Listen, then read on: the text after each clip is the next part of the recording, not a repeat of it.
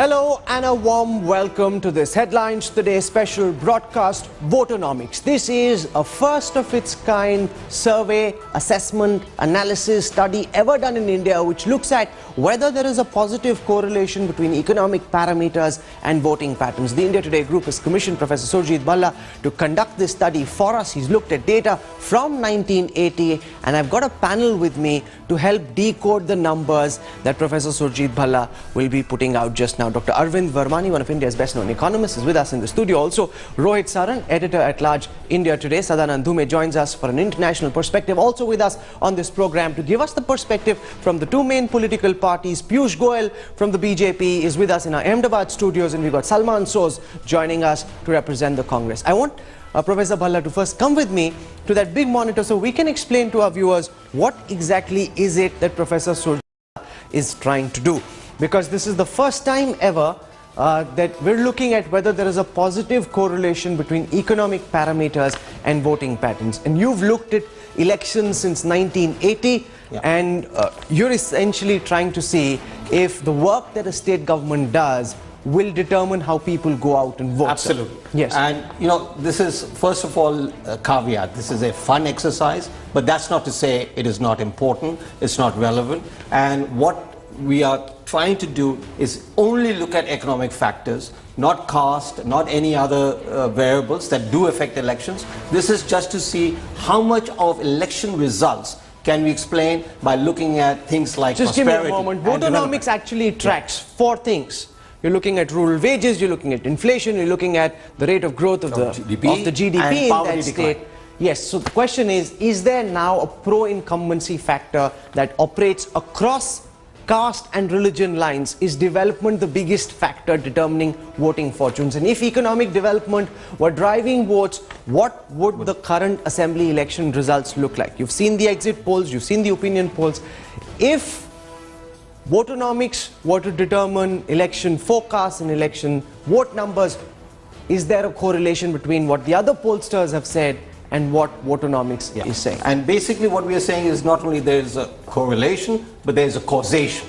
That people vote according to their pocketbook, which is often talked about. People vote if they are feeling better about themselves, about their prosperity, about the economic development that has taken place, and do they vote against those people who do not perform. Notice over the last 10 years it's become very important on your TV channels, everybody else, that really outcomes matter, performance matters. That's why people are getting re-elected, beating anti-incumbency. 10 years ago we only talked about anti-incumbency. Now it is performance, and we are reducing performance to economic performance because that's what the voter really feels. Okay, let's do this one state at a time, and I'll start with Madhya Pradesh first. We look at the data for Madhya Pradesh. You've had a fair chance to understand how this model operates. We'll break it down even further.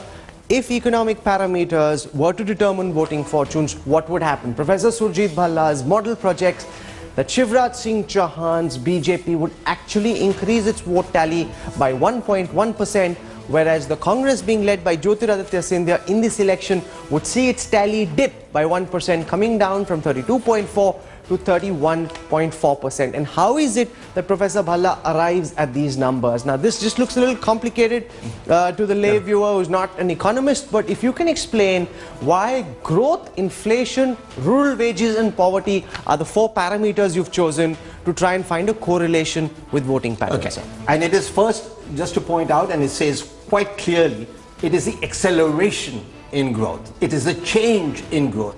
How much better are you?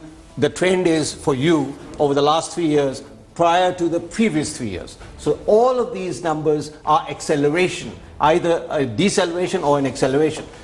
So the assumption is if there is an acceleration in growth and you are incumbent, people will vote for you. If there is an acceleration in growth and somebody else is incumbent, they'll vote for them.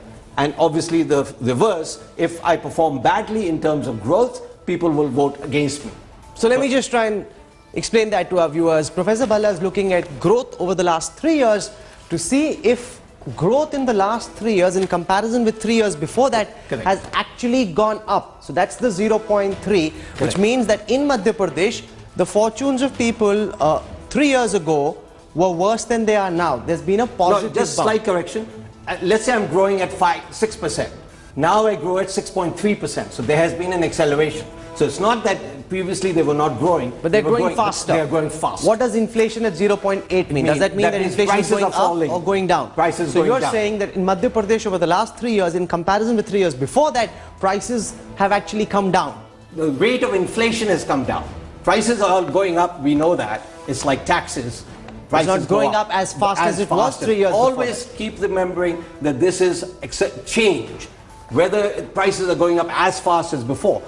Look, if prices are going up 5% every year, then it doesn't really matter, right? I am used to it, 5%. So I look at change always as a voter, and that is what the economic performance is. Okay, then is rural wages, because this is important. Otherwise, how do we know whether it's the industrialists who are making all the money? Exactly. Which shows that the state GDP is actually growing up, but the poor man's not benefiting. So Surjit Bhalla is looking at rural wages, where there's been a acceleration. So therefore, in Madhya Pradesh, on average, the last 3 years, wages have gone up at 4 percentage points faster per year than the previous 3 years. And poverty is actually coming down. It's been which basically means economically, in a higher rate. Shivraj Singh Chauhan has done a good job. Very good job. And what does that reflect when it comes to vote percentages? If you can just look up, sir, at our camera over there, we'll now put out what Surjit Bhalla believes the new assembly of Madhya Pradesh can look like. So he's saying that the BJP will end up with 149 seats. That's a gain of 6. He says that the Congress will come down from 71 to 65. That's a loss of 6 seats. This is what Surjit Bhalla is saying. How does this compare with the poll of polls? You've seen the India Today ORG poll.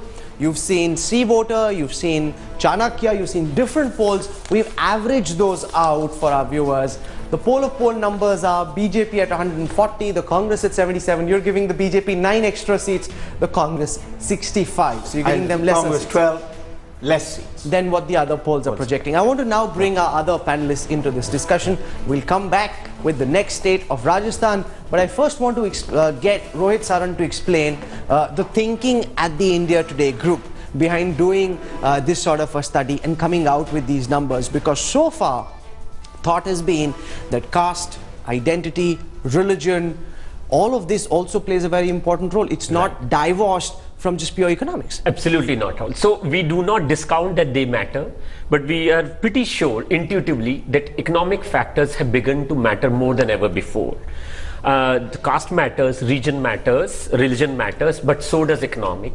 Just two things. The share of private sector jobs in the last 10 years alone in the overall economy has grown phenomenally, and a private sector job is far more dependent on the state of the economy than a government job. The size of the economy has grown by 4 to 5 times. You know, say if my income was, if all of country's income was 500 billion, it's now $2 trillion. So that's, you know, so it's like... No, but the basic premise is that economy that if matters people more are than doing well, they will vote the government back. Yes. And you're also saying that economics now is more important than caste and religion. Yes, no. Yes. So, yes. So, suppose if there were 10 factors that matter earlier in deciding how Rahul and Rohit Saran voted, of which economy accounted for only 2, we are saying it now accounts for more than 2, maybe 4 out of 10 instead of 2 out of 10. You know, in a country like the United States, where you say, Sadanand, this might be true if Obama isn't doing well economically, if jobs aren't growing fast enough. All opinion polls show that his situation is precarious. In India, there have been several instances, most notably, say, Lalu in the 90s, when they won, regardless of how the economy is done. Are you skeptical about such a study? You know, there's a Jewish proverb which says, you know, from your lips to God's ear. So when I look at Surjit's study, I say, I hope he's right. But the fact is, I'm a little bit skeptical. Why is that? I'm not sure that we have evidence from enough evidence from recent Indian elections to say that this is a uniform trend. Maybe there is something happening at the margins. I'm not convinced that this is maybe I will be convinced during the course of this program, but I'm not convinced at the outset that this is a trend that we can be certain is happening. There are lots of outliers as well, Professor Surjit Bhalla. Is this an empirically established trend? Okay. First of all, look, there is, if the analysis gets all the things right, that is all the 4 states right, then I think the credibility goes up. But that's not to say that this is the only thing that matters. Now let me tell you, Rajasthan is a We'll come to Rajasthan separately. Let's just deal with Madhya Pradesh right now. okay, in Madhya Pradesh, for example, in 2003, the economic model would have suggested that Digvijay Singh would have won handsomely, and he lost very handsomely. So indeed, even when the outliers are there, the economic model did not work in Madhya Pradesh in 2003. Okay, it's worked very well in 2008. I think it'll work very well in 2013. So even that has information that people, despite having good economic growth, other factors came in. It wasn't caste, it was personality. I don't know what it was. Arvind but Varmani, the point is, economists like Surjit Bhalla would love that this model worked, because that just then puts pressure on state governments to deliver economically. Right. But is that really what Indian elections are about So now? let me give you a slightly different perspective. You know, social factors and caste factors change very slowly. You know, once in a while you have a revolution. VP Singh, you know, he introduced certain things which could have disrupted everything. But what this depends on is that those things are slow to change. In normal times, it's a growth. Now, for 30 years from the start of independence, you had very little changes in growth. So you are seeing more effect. I don't think it's the fact that people never worried about growth. Okay. It's that now you're seeing faster changes in growth. So that would be my perspective. And what is good about Sujit's study is he does very detailed, extensive econometric work, which is vital for distinguishing it is between not our case at factors. the India Today group to suggest that this is a perfect study or that we've cracked a model which will beat all exit polls and opinion polls. However, this is a step in that direction to see whether economic parameters determine voting patterns. And on that note, I want to introduce the two political guests that we have.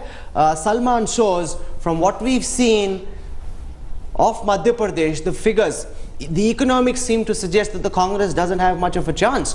Jyotiraditya Scindia campaigned all across Madhya Pradesh. His rallies got a fair amount of response, but Professor Surjit Bhalla believes that because Shivraj Singh Chauhan delivered so much economic growth and prosperity to Madhya Pradesh relative to how things were in the state earlier, the Congress doesn't stand much of a chance. Well, you know, first let me congratulate Headlines Today and Dr. Bhalla for kind of breaking a new ground in India on something which we intuitively think is going to happen over time. I've studied development very closely. I think it is only a matter of time when development takes more of a kind of center stage in Indian politics. So that is very good. I think this attempt in some ways kind of heralds that kind of beginning. But of course, this is a beginning, so this is still a simple model. As you'll see, there's a composite of four kind of indicators that has been taken.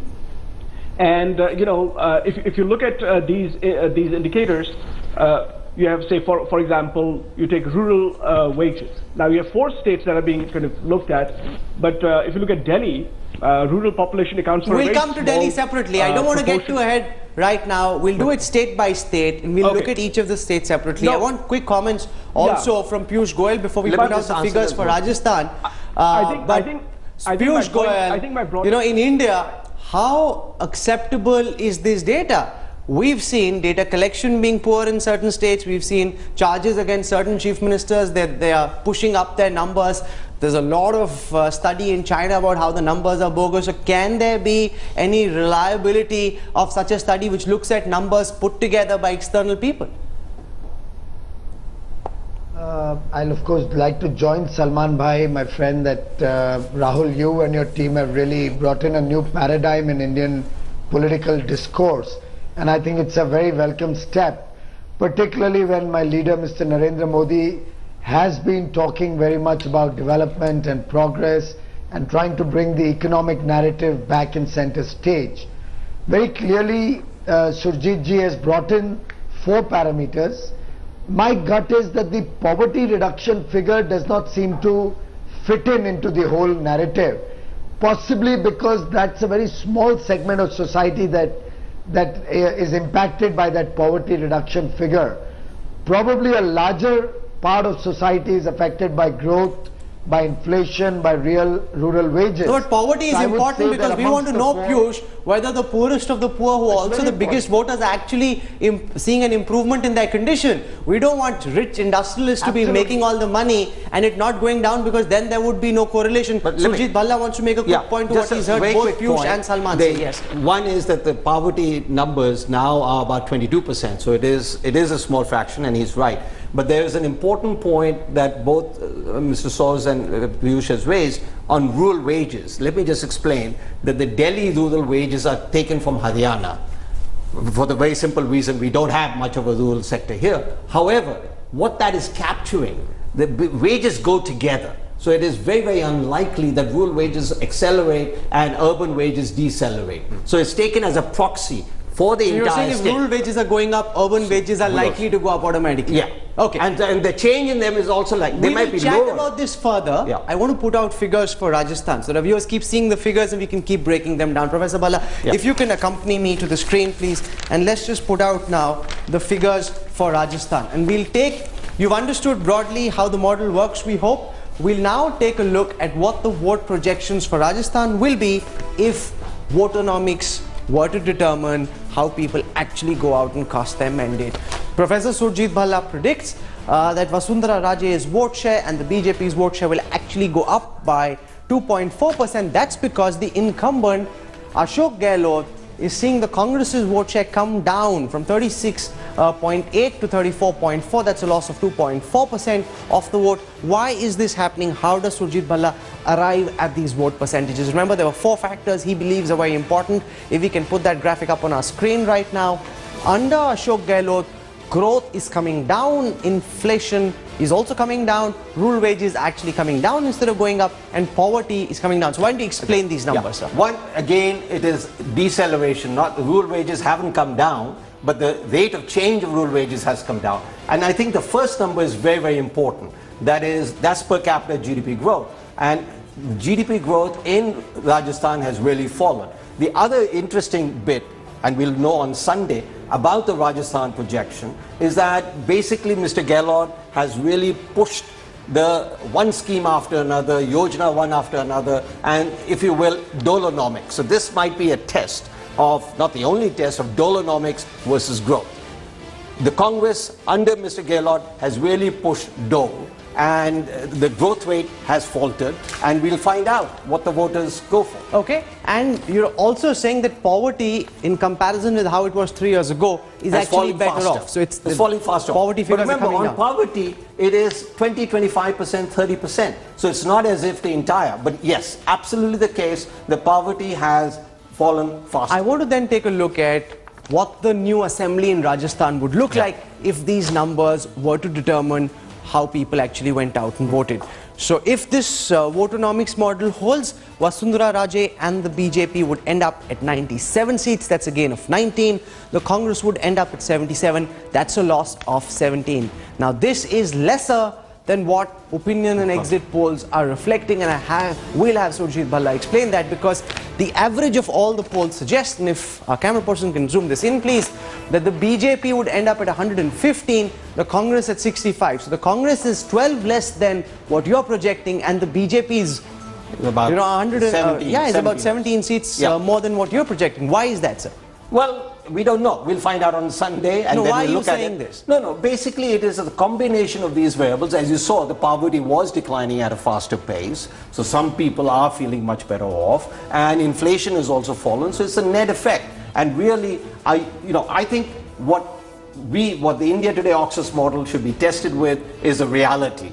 Not necessarily this. We'll find out who's more But there's a correct. median of error as well. And there's a margin of error. There's a But I margin want of error in this, just like it is in opinion polls, just like in exit polls. But your margin of error is bigger than the margin of error in I don't think so, exit polls but and we'll find opinion out polls. on- Okay, on Sunday. I want to go across to Salman Soz, because whether it's 97 or more than 100, the fact is Ashok Gehlot failed to deliver growth to Rajasthan in the way that people would have expected and wanted, and that then is a missed opportunity. His reliance was so much on Votonomics, as Surjit Bhalla says, that he failed to push growth, and that's why people in Rajasthan are as angry as they are with the Congress government. Rahul, I want to go back to Dr. Balla's earlier point, the initial point that he made, that this was a fun exercise. This is a fun exercise because it's a very simple model, including four indicators. In fact, I would, Sadanand Dume would actually bear me out if, there's a very great statistician, young man called Nate Silver in the US, who does phenomenal modeling with lots and lots of indicators. So it's having 4 indicators. By the way, let me just tell you that in poverty, Rajasthan's poverty rate is below 20%. Chhattisgarh's poverty rate is close to 40%. Of course, by it's harder to bring down 20% poverty as opposed to 40% poverty. But so obviously you'll see different kind of effects of that. So I don't think this is as much about whether or not Mr. Gehlot delivered. I think you will see when the results come out that there'll be lots of differences. I think the way we should look at this particular exercise is that it's a beginning. It's a simple beginning. It's fun. It's a fun exercise, as Dr. Balla said. But beyond that, I don't think we should ascribe too much to this thing. Sadan, why don't you explain to our viewers the Nate Silver model, why it works so wonderfully well in the United States, why he's considered a genius, and why such a steady, or the initial steps to arrive at the complexity of his model is actually a very important exercise. I mean, without getting into sort of nitty-gritty, because I'm not a pollster, I mean, the basic thing is that the US has a great deal of sophistication and predictability in these models by now, because they've been tried and tested against reality over and over. But I want to make 2 quick points about Rajasthan over here.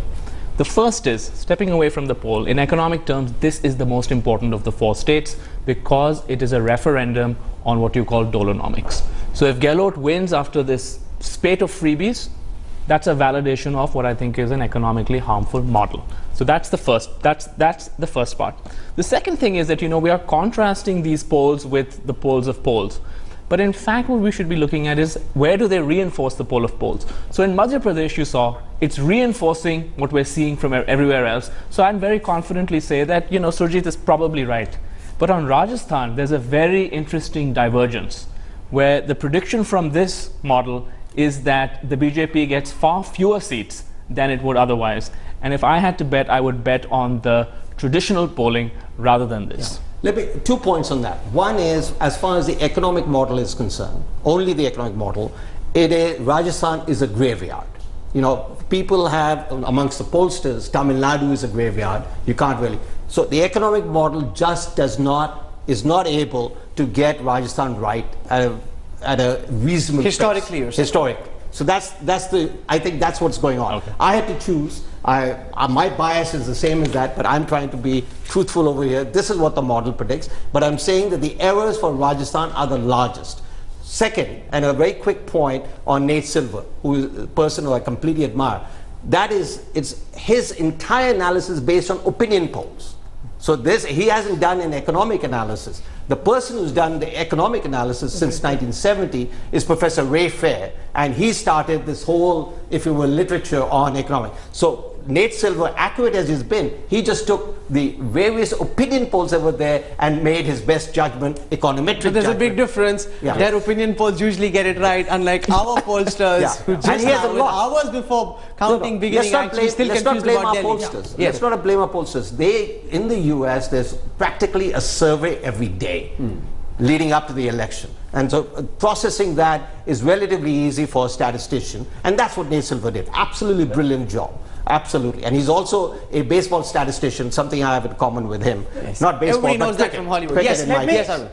Let me bring in, I have some doubts about the inflation variable, and this is a good time. I think one of the factors why this difference is coming could be inflation, because historically, I have seen that in every single survey, inflation used to be the number one priority, but it never mattered historically. So it would be new to me. Frankly, I'm not still quite sure about the inflation variable because it would be completely new as far as my analysis. He's absolutely right. Ashok Gehlot is hoping, Piyush Goyal, that none of this matters, that all the doles that he's rolled out will matter to people much more than economic growth, and that will see him through. So there's a completely counter strategy that the Congress and Ashok Gehlot are banking on as far as Rajasthan is concerned. Well, Surjit ji rightly mentioned, in a way, Rajasthan will be a test case for Dolonomics. But I think the important point that comes out of the Rajasthan figures is that we'll ultimately have to have a matrix where we calibrate the effect of these economic numbers and bring in substantial issues like leadership, issues of corruption, issues of the sentiment in the state. Sometimes the sentiment tends to build up over a period, over the campaign period. There is also one very important variable which you may like to consider, is whether there was a direct contest or whether there were too many options. So were there too many dissidents? Were there small parties in the fray, like Kirorimal Meena, the Meena factor in the elections, 3-cornered, 4-cornered contest. So I think it's 4 or 5 more variables are joined to these 3 or 4 economic variables. We could very easily draw up a matrix which may not necessarily be uniform across the nation, but could largely be seen in terms of the southern states, the Hindi heartland, the eastern states, and possibly the West. The number of players is very important, because if it's a bipolar contest, it's different from there being 3 players, from there being a quadrangular contest. So the reality of Indian elections is very, very complicated and very difficult to put into a uniform model that can be implemented across the country. Rohit. Yeah, right. 2 things. One, this model, as Dr. Leche, is largely assumes bipolar contest. Which, if you say but with coalition, which is what has been the case in the 4 states. Yes, except Delhi, which is now which will come a triangular contest. And one small thing on Rajasthan, since Saran rightly said, but one thing which we haven't rightly displayed on the screen is that what this model predicts is a range of 16 plus minus. So when you showed 97 for BJP, you actually, if you want to see the final result and compare, one would compare with plus minus 97 minus 16 or plus 19 to see whether we fell within the range of this forecast or not. Now what I want to do is move to Chhattisgarh, and we'll take you through the numbers for Chhattisgarh, and then we've got Delhi, which is very, very complex because there's a new googly, a new player out in Delhi, making life very, very difficult for economists and pollsters alike. Let's look at the numbers for Chhattisgarh, please. If economic parameters were to determine voting patterns, Surjit Bhalla predicts that Raman Singh's voting percentage will go up by a whopping 4.8%, whereas the Congress's voting percentage will come down by 4.7%. What is it that is leading into these numbers? If we can take a look at that, please. This is the coefficient on the 4 economic parameters that Surjit Bhalla has worked out, and all of them clearly show that Raman Singh's government has done a good job when it comes to these parameters. Actually, amongst the 4 states, on all the variables, the Raman Singh has done phenomenally well. And if you will, it's rather interesting that in Madhya Pradesh there was a growth acceleration of 0.3, but in Chhattisgarh there's a growth acceleration of 1.1. Indeed, when we come to the other 2, and Rajasthan, there was a growth deceleration. So actually, Rajasthan and Chhattisgarh are interesting test cases of the economic model. The opinion polls and everybody else is saying that this is too close to call, perhaps because of the Maoist influence or whatever it is, and Rajasthan is an easy win. I'm predicting just the opposite. We're both predicting that that the BJP will win in Rajasthan and the BJP will win in Chhattisgarh. So the coefficient on all the 4 parameters, poverty, rural wages, inflation and phenomenal, growth, say that Raman Singh's done a great job. Yeah, absolutely great job, and that's why the voting percentage and that's why the number of seats that I give, or the economic model gives more accurately, to Raman Singh is higher than any opinion poll. Let's take a look at what the seat projections are actually like. If economics were to determine voting percentages and that were to translate into seats, what is Surjit Bhalla predicting for Chhattisgarh? Let's take you through those figures now, because you're actually predicting that the BJP will end up at 60 seats. That's a gain of 10 seats.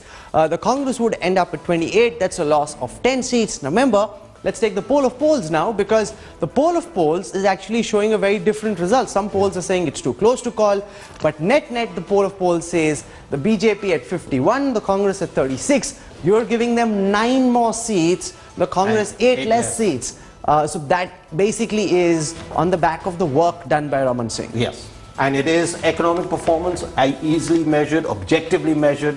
There is no, if you will, denying the fact that economic growth, poverty reduction, wages, inflation decline, everything has come in together for Raman Singh. This is completely the best job amongst these 4 states. This is completely counter to the Congress claims in Chhattisgarh, because the Congress wants people to believe, Salman Soz, that Raman Singh hasn't done a good job. But when looked at from all the key parameters that Surjit Bhalla has identified, the Congress campaign has been flawed, and which is why it hasn't cut much ice with the people of Chhattisgarh, Salman.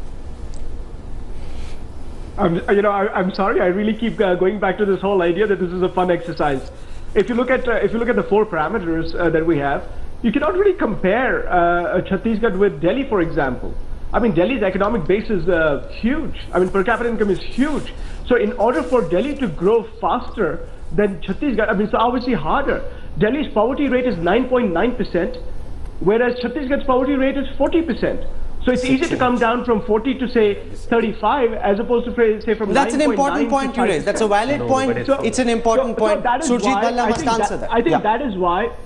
Yeah, let me just answer. Look, this is a very simple model. This is not something that you'll see that this is not a very sophisticated model. Obviously, it's a good step. It's a good beginning. But you won't. I mean, the economic. Okay, you raised that question. Let Surjit Bhalla respond. Very quickly, look. It may be a fun exercise, but it's also an involved exercise. And I don't know how he's having fun. The Congress is being routed in each of the states, and Salman but the fact remains that, look, it's the change. So therefore, if Delhi goes from 13% poverty to 10% poverty, it's really almost the same as somebody else going, if you look at the percentage decline, from 30% to 22%. So therefore, I wouldn't put too much ice on this place as low poverty. That's a separate argument. Do levels matter? Do levels of poverty matter? And the point, very simple argument on that they do not matter, because that's already incorporated into the system. That's already incorporated into the voting. So therefore, people have voted whichever government had brought down poverty. So please remember, at least from my side, the real important factor here is the change, not the level. Okay. Piyush Goyal, what these figures also show is that just one moment, Salman. What these figures also show is that Raman Singh has done a very commendable job in Chhattisgarh. In the national narrative, Chhattisgarh comes into the headlines usually only when there is a terror attack. But in comparison with how things were 3 years ago, in the last 3 years, the quality of life, their income, their wages, the state GDP is actually much better. And this has been a less reported story and hasn't really been in the mainstream consciousness. Rahul, it's a small state, and over the years it was always looked like a Bimaru state, a backward state. So obviously it didn't come in the limelight. But it's very widely recognized, not only in India, but also by the World Bank, also by the own Central Government Planning Commission, that Chhattisgarh, in terms of good governance, they brought in e-governance in their PDS distribution model. They were actually able to involve the panchayats in the food program, food security program. So, in a way, good governance matters, and the fact that the Congress did not have a leader that they could project. So I think but one second, I want to put this question to Rohit sir, and this is an important point that is being raised by Salman. Naturally, in a state that is more developed than an undeveloped or poorly developed state, it's easier to push some of these numbers up, even in terms of the change that you can bring. Yeah, but that has absolutely no effect on voting patterns. What Salman is saying is factually correct, but for this analysis, it's completely irrelevant. Because if I'm living in Delhi, I'm not going to judge Sheila Dikshit's performance based on whether she inherited a better state than Chhattisgarh. Absolutely not. So, and the same can be said for Bihar for the last 60 years, right? So, this is never as a factor for a voter. But Arvind Virmani, that's also where possibly the limitation of the system is questioned, because it's not looking at Naxalism, it's not looking at sentiment, it's not looking at whether there's a sympathy wave for the Congress because so many of their senior leader dies. It's only looking at economics. So some of those economic performance meters will actually get tempered by the reality on the ground. Definitely, that's true. When I first started working on this in 2004, people, pollsters used to compare Bihar with exactly what you said, Delhi and other states. Yeah. And that's the one big change I actually made in my analysis, to say, no, they are looking at their conditions and how they were before. So I am fully on board with Surjit on that particular point. Now, as far as other factors are concerned, yes, if I remember my earlier forecast, I was wrong on Gujarat. And it turned out there were special factors in 2004. So yes, special factors like what happened in Chhattisgarh, the Naxal assassination, the murders, can affect. And we don't know how they will affect. And we'll find out. If he's over-predicted, could be that that factor was important. And one of the other key factors, Sadanand, is the presence of rebel candidates in the fray. If the Congress and the BJP both have big rebel candidates in different states, they could be taking away some of the votes which completely don't get factored into a model which only assumes that there are two players. I think that's a really good point. And I think that what you're seeing out of these, in these states, particularly the last one and this one, is that the economic model is diverging in very interesting ways from what the polls of polls is telling us. And so this is it's almost a measure of what those other questions are, right? So things like the intangibles, charismatic leader. If we end up with numbers that are significantly different from this, maybe that's a way where we're looking at those intangibles. No, but I have a counter to that, Sadanand, which is that broadly they're directionally the same. It isn't as if directionally they're different. The quantum of seats might change a little, but they're pointing in the same direction. Sure, but the quantum can be quite different in two of the states. And also you're comparing an average with an independent. There's a lot of information in it being different. And so when the results come out, and if it is the case that Chhattisgarh gets much lower seats, Raman Singh gets than I'm predicting, then it is these other factors that have been said. I'm the last person on the planet to say other things do not matter. I'm just saying it is important to study, increasingly important to study the role of economic factors. But this much is established that economics is playing a role in determining vote percentages. Other factors also matter, but other factors are not paramount. The paramount factor, it seems today, is economics, and other factors are then weighing in on the side. We've looked so far at states where there's been a bipolar contest between the Congress and the BJP. Then, of course, there's the mystery of Delhi, which is confounding all those who are standing outside polling booths as well and still don't know whether it's the BJP, the Aam Aadmi Party or the Congress that's going to win and what sort of vote and seat percentages they could end up. So brave man Surjit Bhalla, let's go back to that big screen and let's look at the figures now for Delhi. Because before you put this out, I want you to spend a moment, Surjit, explaining to our viewers how Delhi, look towards the camera please, how Delhi is different from others, because the Jhadu, the broom, was 0% last time. So how do you suddenly incorporate a new party, and that also as unpredictable a party as Arvind Kejriwal? And this is a very important question. This is what pollsters have faced in terms of Delhi, and this is what economic analysts have faced. There is no prior history to the Aam Aadmi Party in Delhi. So how did I approach this problem? So first, absolutely correct, we do not have data for it. But the point is, if you don't have data, you don't invent data, but you try and look for similarities.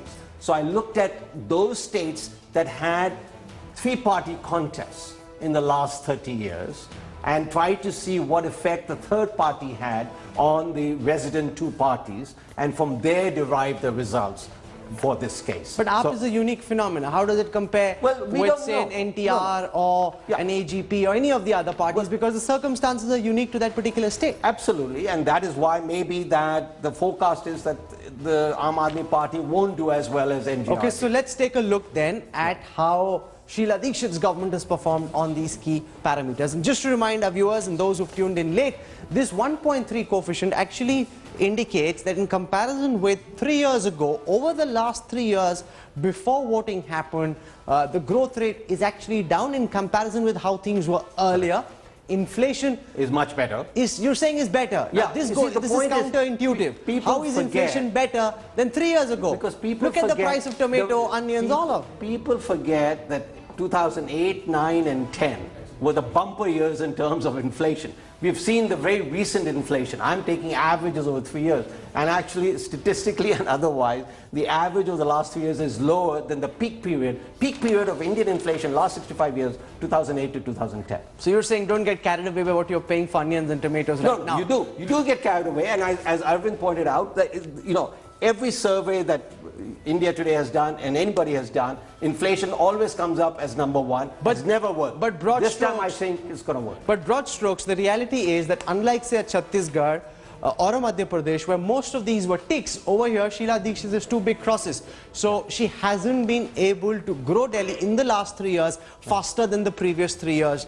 Let's take a look at what the seat projections would look like. Now Surjit Bhalla is going to project if economic parameters were to determine voting percentages, what could the new assembly look like? You're predicting just 35 seats for Raman Singh, for Harshvardhan. That's just 12 more than they got last time, just about hitting the majority figure. Sheila Dikshit coming down from 43 to 21, and you're saying that Arvind Kejriwal will end up at 11. Since this is a new entrant, explain these figures to us, please. And before that, let's just compare this with the poll of polls. So people will then get a sense of how your numbers are different from the poll of polls. Okay, so the BJP, the poll of polls says will end up with 33. You're saying 35.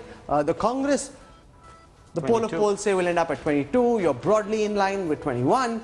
The Aam Aadmi Party, again, you're broadly in line. 13 says the poll of polls. You're saying 11. So explain how you arrived at these figures. So as I said, I looked at all state elections over the last 30 years that had more than two parties contesting, looked at what the relationship was in terms of the change in the vote share. And remember, Congress is a constant in all of these. And what is the change in the vote share of the Congress in a two-party system versus a three-party system? And then, so that's the number one. You're looking at a restricted sample, you're looking at less observations, but you're looking at those that are particular to the situation. And then you look at the economic factors. Basically, Delhi has done badly in terms of the economic factors. The whole country has done badly, but Delhi, if you will, compared to, and here's the interesting result, as it happens, and untouched by human hands, as they say, and this is the data everybody can observe, the CSO data, that the two states, the two BJP states, Madhya Pradesh and Rajasthan, have shown an acceleration in growth rates. The two Congress states, Rajasthan and Delhi, have shown a deceleration. Now, before Mr. Soos comes in and says Delhi cannot be compared, Rajasthan can certainly be compared with Chhattisgarh and Madhya Pradesh. Salman, so this is your cue. The trend that seems to be emerging from these figures is that BJP chief ministers are doing a better job than your candidates. That's not good news at all for the Congress. Salman. Well, the way Dr. Bhalla has constructed these indices, what it tells you is that he's trying to fit this kind of his preconceived what model he has in his mind, and he's kind of trying to fit that into these four states. You just cannot actually compare. I think it would have been better had Dr. Bhalla taken, say, for example, Delhi, and taken rural wages out of that and used a different indicator. Kind of customizing the index. That would be the Salman Soos model of vote projection. You can offer one to I think that is what you would have to do, because this model is actually not correct. But that's an important question. It's just a good beginning. It's a good beginning. But that's an important point, Surjit Bhalla. There's a great quick answer. There's a lot of work ahead.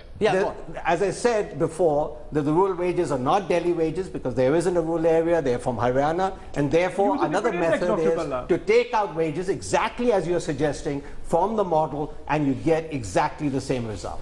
Also take out poverty. Poverty also you have to take out because like you said, if the government has already been rewarded for poverty reduction, and it is not relevant anymore, then you take it out and get some other indicator. That's how you can construct a good index. Yeah, so you're a bit ahead of me, but you're absolutely on the right track. So basically, the first two variables that I looked at, the core variables, are the inflation and growth. And the point is, for Delhi, as well as the others, you get broadly the same results. Obviously not the same exact result, but you get the same pattern. The addition of these two variables does not make any material difference to the results. But it's growth and inflation. Piyush Goyal, life for Surjit Bhalla is far more complicated because of the presence of that big broom in the frame, and because Arvind Kejriwal also possibly threatens to throw Surjit Bhalla's model out of Delhi, because that again is the other fear, because it will completely upset conventional political thinking. Piyush. I think, Rahul, it's as Salman also says, it's a brave exercise, but we should not shoot the messenger. I think thanks to the messenger has got helmets and bulletproof jackets. I'm not shooting the messenger. No, I think I welcome this exercise actually. Yeah, go on, Piyush. Yeah. I appreciate Salman bhai. I think it's a great effort, and I think thanks to this effort, we may actually see politicians becoming more responsive to the demand of the times, may actually start behaving more economically correct, rather than always allowing politics to prevail over economics. And I think if we as responsible leaders, both from the media, from the economist think tanks, and from politicians, could start recognizing the importance of a better life for the people of the nation, I think we would actually be doing service for the nation. But that's very Service important. for the people. And Rohit Saran, So this could let us- force let someone us like a take Rahul this- Gandhi Yes. to reassess his approach to politics, because it's all about welfare economics, about doles, about the poorest of the poor, what the state can do for them. Whereas, you know, how industry feels, investor sentiment, where the capitalists are running away with their money, hasn't been so important for the Congress party so far in the last few years. Yes, so that's the big difference between UPA 1 and UPA 2, as they say. That UPA 1 was about high growth and low dole, and UPA 2 is about low growth and high dole. So after this next elections, you're right, Rahul Gandhi will be tested. And I think what this exercise would do, and we will do more as Headlines Today and India Today follow, Sabha, is to see the people have, just like they vote with their heart, they also have begun to vote with the wallet. And this is what is going to do. You know, what is my income growth in the last years? You know, it's people. We believe people subconsciously already vote with that in mind, but now they will do consciously also. Yeah, Sadan. Two quick points. The first is that I think in many ways this is the Delhi one is the one that is the most Trickiest. significant, because this is a place with educated voters that we know has a history of elections decided by economic factors. The famous 1998 onion election. But I have a question about your inflation measure. And this is something, you know, building on what Rahul said when you were up near the screen. When a real person thinks about voting on inflation, it's like how much, like in the US you talk about how much does petrol cost at the pump. It's something that pinches you that day or that week, as opposed to what you've constructed, which is average of 3 years versus 3 years. How does that work with real people? I think, look, it is a valid point. And again, the future exercise, we will say, I'll only look at inflation last year. Second exercise is I will only look at food inflation. These data at this disaggregate level for each state is rather difficult to get. What you can get, which the Planning Commission does collect in order to by each state, urban, rural, is what the inflation level is in order to determine the poverty line. So clearly, you know, and with the GDP growth, you can say industrial growth, you can say job growth, etc. So what they hope is, and the expectation is, that these variables broadly capture what's happening with inflation, what's Also, broadly capture 2009 what's happening. elections were won by UPA at a very high rate of inflation. UPA 2 came to power at independent India's one of the highest rates of inflation. But the one message also before we conclude, Arvind Varmani, is to all those who get elected, your first task should be to deliver growth and prosperity and development for your people. Right. In that line, you know, in my hypothesis is that this inflation is actually capturing what I call public goods, or you call bijli, pani, sadak, that people are really, it's a proxy for governance and corruption. So that is my hypothesis, but it needs to be tested further. Well, this is just the first step in this direction to actually work out a votonomics model. In any case, broadly and directionally, you've seen there seems to be a growing correlation, much more than the 80s and the 90s, between how a chief minister has performed and whether or not people want him back. Salman Soz, Piyush Goyal, for joining us on this broadcast. Yes, Piyush wants to make a quick final point. Go on, sir. Just a very small point you may like to consider in any future exercise. This will also tell the people of the nation that when the vote gets split between three parties, the third plays a spoil sport, something like a vote cutter. And very often what the voters really want to reflect as an outcome gets adversely affected because of the vote cutter. Yes. So such exercises The BJP will would like that actually message to go out. I don't think Naveen Patnaik, Mamta Banerjee, Mulayam and Mayawati would agree. But nonetheless, you've had your piece. Salman, we're out of time. So one final point from me too. Yes, 15 seconds, Salman. Rahul, one final point. Just, very quickly, I think we could also add social indicators, social development indicators to this mix, because just looking at purely economic variables is probably going to kind of not give you a good picture. So if you want to have a composite index, like what the UNDP does in terms of the Human Development Index, I think that actually might give you a better picture, because remember NDA in 2004 had good growth, low inflation, and they lost. That's a point well taken. Very quickly, infant mortality rates is already on the cards in order to test how infant mortality rates have changed. So absolutely right. We'll keep working on this model with Surjit Bala to try and look at various other parameters and introduce them into the equation as well. But clearly this is an important discussion to put out in the public domain for each of us to think. Television can't only be about noise and fury, it's also about getting people to think about the issues that are determining how people go out and vote. Thank you very much for joining us on this special broadcast. Rohit Saran and Surjit Balla, thank you very much for making the effort of putting this together for us. I can promise you there will be more editions of Votonomics on Headlines Today as we build up to the big election of 2014. Thank you very much for tuning in. Tonight, news and updates continue on the other side. We're back in a moment. Thank you very much.